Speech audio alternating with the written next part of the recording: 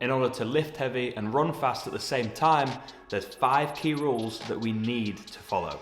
If just one of these is broken, you're completely wasting your time. And just so you know, there is a free PDF included in this video, but more on that later. Let's jump right into rule number 1, the volume intensity graph. Here's a graph of our week. As the week progresses, we want to slowly increase our volume while decreasing our intensity. High intensity sessions include fast intervals and heavy strength workouts. High volume sessions include long endurance runs and lighter hypertrophy work.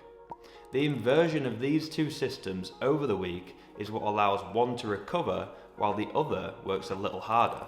The opposites work together and allow you to train them more effectively. Next, let's jump into rule number 2, the 100% rule. As athletes, we have only 100% capacity. If we're currently working at 100% with our running plan and we add in another 100% of a strength block, for all the mathematicians out there, we have a total of 200%. This is way more than our bodies can recover and adapt from. All that will happen here is a halt of your progress. This rule aims to fix this problem by restricting your combined running and strength volume to no more than 100% of your capacity. This can take various forms. A more running focused split could take in 20% in strength and 80% in running, or you could be at the other end of the spectrum for more priority on strength. The only thing that really matters with this rule is that you don't exceed 100% capacity. Okay, rule number 3, the stress cup. This is something that I use all the time when training my own clients. You may as well have a shameless plug of my online coaching, link in the description.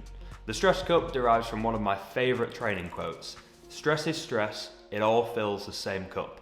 This basically means stress doesn't just come from training, and external stress can actually worsen performance. With this being said, we should monitor stress across the 7 different factors. These are alcohol, sleep, nutrition, training, mental health, relationships, and work. The easiest way I've found to monitor these stressors is by simply grading them on a scale of 1 to 10, with 10 being hard and bad and 0 being easy and good. Every week, on a Sunday, I'll give an average score for each of the 7 stressors over the week. If the total score is higher than 35, I'll take a deeper dive into which stressors are impacting this score and think about how I can lower this for the next week. So if we've got some high stress scores, what should we do? We'll sack them off and go nail some heavy deadlifts. In all seriousness, no, we can actually spread the individual stresses out to reduce the overall stress.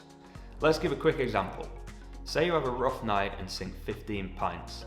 Your alcohol score might have been pretty high that week, and as a result, your training was pretty rubbish as well. In order to balance the high stress from that night out, we need to reduce other areas that could also add to the overall stress levels.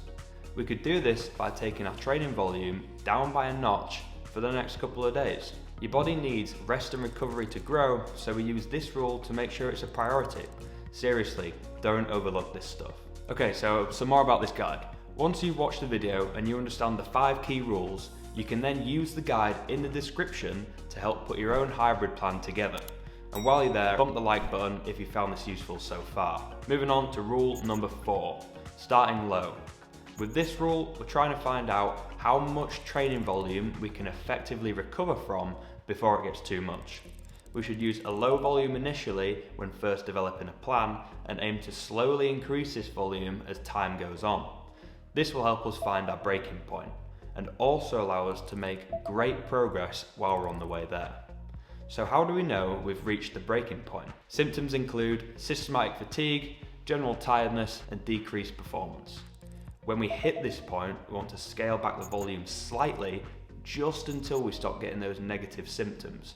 When we're here, we're training in between our minimum effective volume and our maximum recoverable volume. This is the pinnacle of progress. In a nutshell, start with less, as less is actually more. Okay, finally, rule number 5, the 80-20 rule. And yes, I'm really gonna bang on about this again. This rule is the basis of all endurance training. If you're not doing this, you won't run fast. It is really that simple. So what is 80-20 training?